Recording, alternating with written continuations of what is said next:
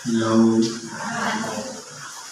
sa pangalan ko ng dakilang Panginoong Jesucristo, sa mapagpalang umaga sa bawat isa.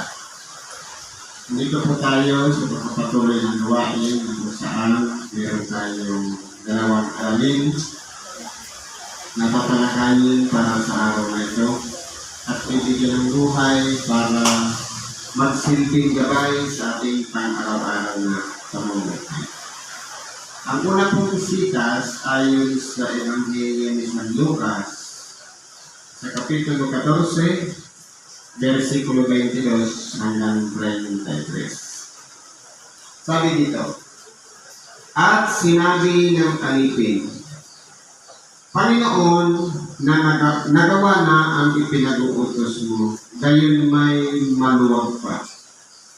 At sinabi ng Panginoon sa alipin, pumaroon ka sa mga daan at sa mga bakuran at pilitin mo silang magsipasok upang mapuno ang ating bahay. Ngayon po, dito po, kung mapapansin natin,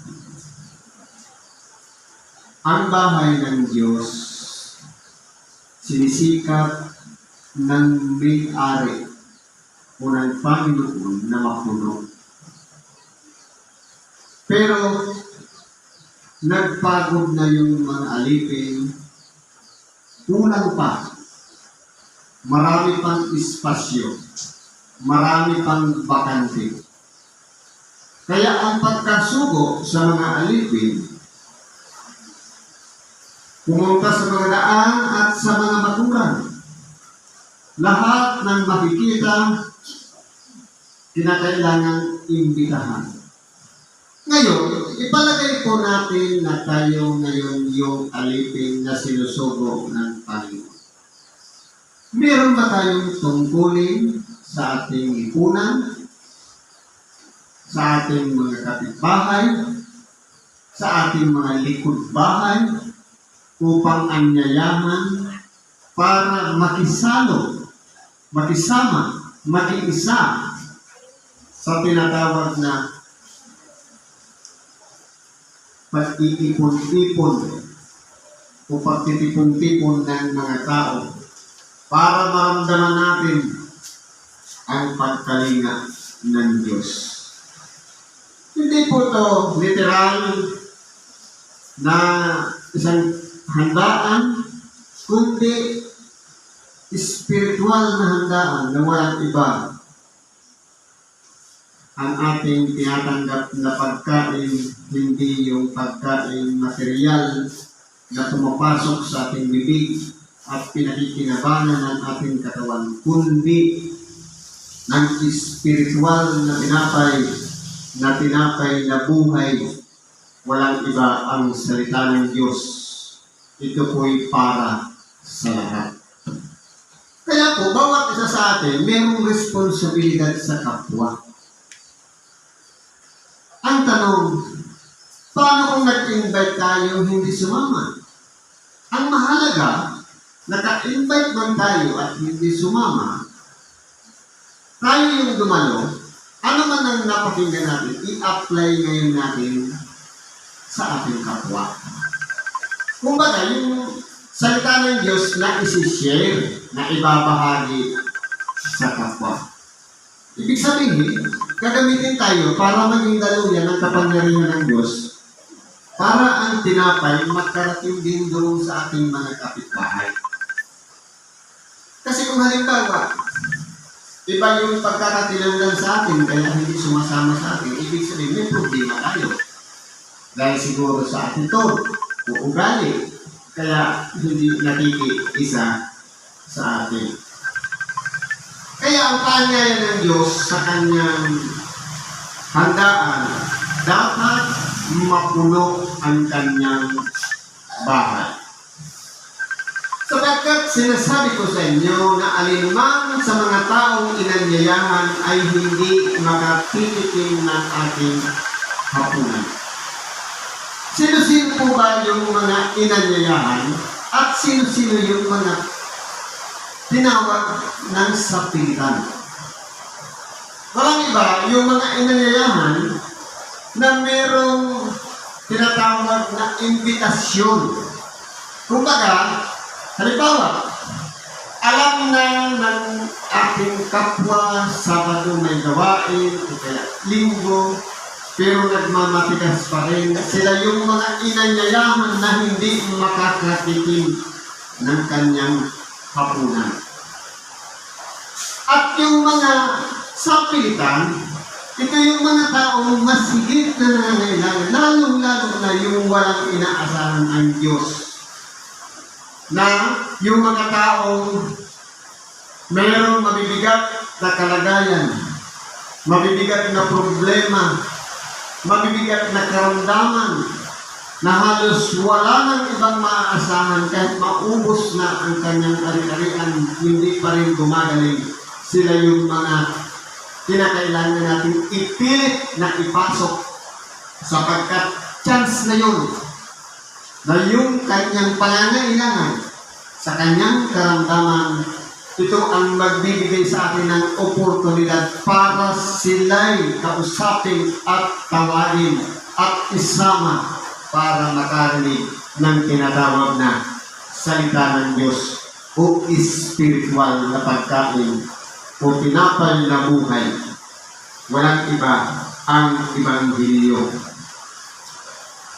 Sabi dito, nagsisama nga sa kanya ang lubhang maraming tao at sa lumingon at sa kanya'y sinabi, kung ang sinumang tao'y pumaparito sa akin at hindi napupuot sa kanyang sariling ama at ina at asawang babae at mga anak at mga kapatid na lalaki at mga kapatid na babae, oo, at pati ang kanyang sariling buhay, man ay hindi maaaring maging alagad ko. Ito po ang lilinawin natin. Mapuot. Ang sino mang mapuot. Ibig sabihin, hindi ba meron tayong mahal sa buhay? Ama, ina, anak, kapatid na lalaki, kapatid na babae. Meron po siyang regular na cycle ng buhay na palaging ginagawa araw-araw. Ngayon, pagdating sa pagiging alagad, kinakailangan isosurrender muna natin yung lahat na connected sa ating mga sarili, maging sa sarili mang buhay. Tama yung sinabi kanina, kung ibig niyo magsunod sa akin, limutin ang ukol sa kanyang sarili. Ano-ano po ba yung nakakonekta sa ating mga buhay? Kaibigan, kapatid, kapitbahay, kaaway, lahat ng na nakakonekta sa atin. Kasama na rin yan yung oportunidad, mga trabaho, mga problema, nakonektado tayo. Minsan po yan ang nagpapabigat sa atin.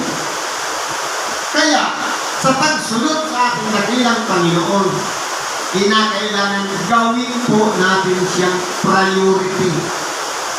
Sa makatuwid, hindi pwedeng sabihin, hindi ako makakadako kasi birthday ng anak ko. Birthday ng kapatid ko. Ibig sabihin, hindi tayo tatawagin karapat-dapat na alagad. Sa makatuwid, kapag may programa, lalo-lalo na yung Ebanghelyo o araw ng pagsamba, nagkaroon ng dahilan na may birthdayan, meron mga tinatawag na may sakit na nasa ospital. Iwanan mo muna yan kahit nga patay eh. Hindi ako pwedeng sumama. Kasi pag tinaas mo dito sa may bandang taas, maraming dahilan ang tao. Sabi dito, may dalawa akong bata, kinakailangan kong sumuki. Pasensya na, hindi ako makakasama. Ano pang sabi dito? Bago akong kasal, hindi ako pwedeng sumama. Ibig sabihin, ang sino mang tao na tinatawag na alagad o lingkod ng Diyos na maraming dahilan, hindi po siya kakalaging karapat-dapat na alaga. Ano ba mga dahilan? Itong mga sitwasyon ng ating buhay, lalo ngayon, may kalamidad, mayroong ulan, o bagyo. Sabi nga, walang makapaghihiwalay sa atin sa pag-ibig ni Kristo. Ang isang alagad, kinakailangan danasin ang sakripisyo. Ito na yung mga tinitiis natin na kahit tayo mabasa, mapagod, maulanan, pinapaliwala natin yan. Yun yung mga tunay na alagad na hindi tinitingnan ang sitwasyon, kundi nakikipag-isa sa programa ng Diyos na walang iba, luwalhatiin natin siya sa kanyang pangalan sa bawat araw ng pagsamba. Kaya kung gagawin natin dahilan ang ating mga nakakunita sa ating buhay, kung kadugo natin, hindi po tayo tatawagin mga alagad ng ating dahilang Panginoon. Sino man hindi nagdadala ng kanyang sariling krus at sumusunod sa akin, ay hindi maaaring maging alagad ko. Lahat po tayo kinakailangan magsakripisyo. Ang krus na ito ay palatandaan ng sakripisyo. Ibig sabihin, kahit tayo nilalamig, kahit tayo nagdadala ng isip, isang sakripisyo natin yung pagdadala ng isip na yan, yung lamig na yan. Sa sakripisyo natin, mabasa tayo, alang-alang sa pagsunod sa ating dakilang Panginoon. Kaya po, kung mapapansin natin, yung lahat ng nananalig sa ating dakilang Panginoon, nakikita niya po sa bawat isa sa atin at nararamdaman din natin kung tayo'y tinatawag na alagad. Sapagkat ginagawa natin priority si Kristo. Walang harang-harang, walang balakid. Kahit anuman ang pagdadaanan natin, andito pa rin tayo dahil yun yung pagkakakilanlan ng tunay na mga alagad ng ating dakilang Panginoon. Sampol, sapagkat alin sa inyo na kung ibig magtayo ng isang bukod, ay hindi mo na upot patayin ang halagang magugugol kung mayroong may pagpapatapos. Baka kung may lagay na niya ang patibayan at hindi matapos ang lahat ng makakita ay munang pasimulang siya'y hindi bakit. Sampol, dinaan ang ating dakilang Panginoon sa kanya. In-invite tayo, nagdesisyon tayo, o brad, aanit na ako sa inyo.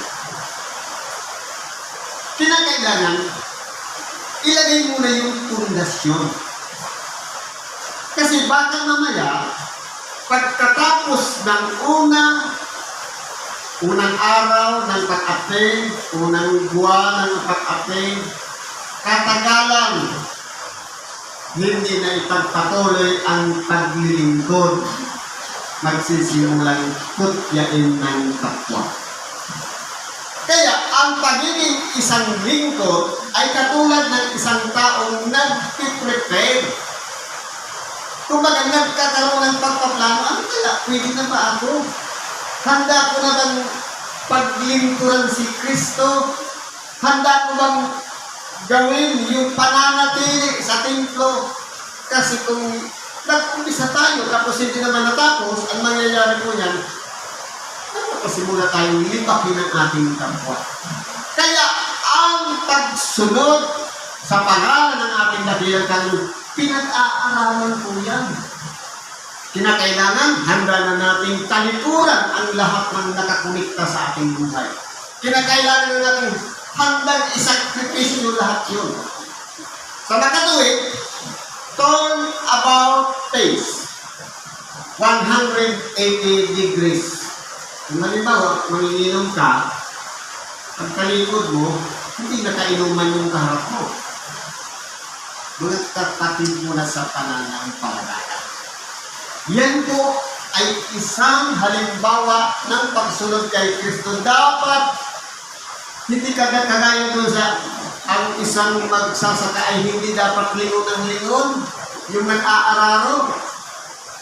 Kahit mangyayari nga, liko-liko yung dadaanan ng Pero kung nakaharap ka na sa direksyon mo, yun na po yung harapin natin, huwag na yung pinanggalingan natin. Bakit pa natin yung babalikan?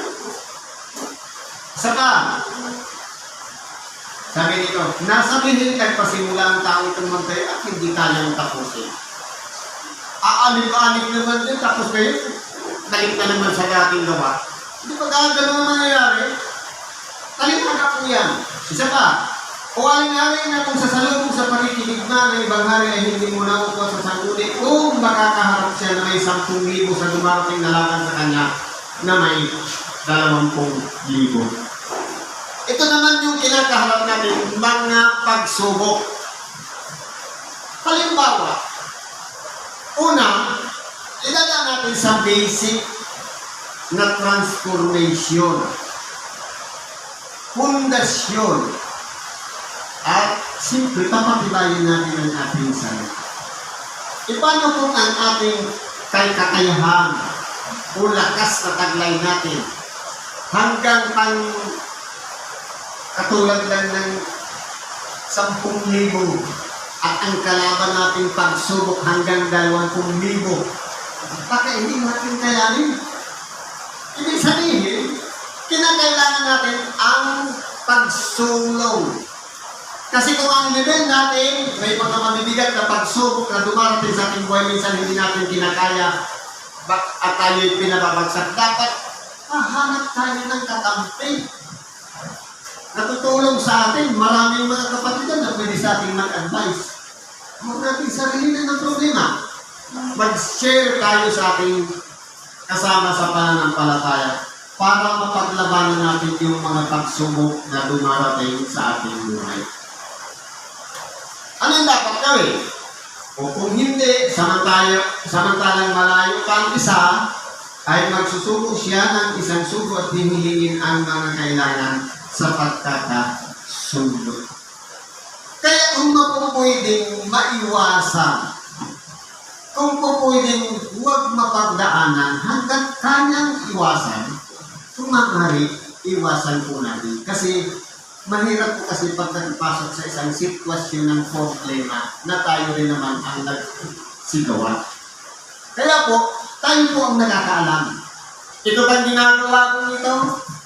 Papunta ko sa kaayusan kung papasok ako sa problema. Dapat alam po natin yan. Kung ang nakaunang diyang problema, huwag na natin ituloy. Dahil alam natin na tayo rin ay mapapahama. Sabi nito, kailangan ang sino man sa inyo na hindi tumanggi sa lahat ng tinatangkilik ay hindi maaaring maging alagad ko. Kung mapapansin natin, ang pagiging isang alagad, walang iba ang nasa isip niya lang, yung kanyang pinapangilitan, yung kanyang sinusundan, walang iba si Kristo Jesus. Kaya, kung ang dahilan lamang tampak na labahin para hindi ka makadako ng templo, kasama yan sa tinatangkilik na ginagawa natin dahilan, parang sinasadya natin na kung kailan Sabado saka tayo maglalaba. Kaya pagkaisipin palagi natin ang pagiging isang alagad. Merong Panginoon na nag-aantay sa atin at tinitingnan niya ang katapatan natin sa Kanya kung tayo ba'y karapat-dapat na tawaging alagad. Siguro po hanggang dito na lang pag-ibagin natin sa oras nito. Salamat sa Diyos. At anuman ang nating kailangan, karahingan ilapit natin sa Diyos. Sa ngalan ni Kristo Jesus, salamat at mapagpalang araw sa bawat isa.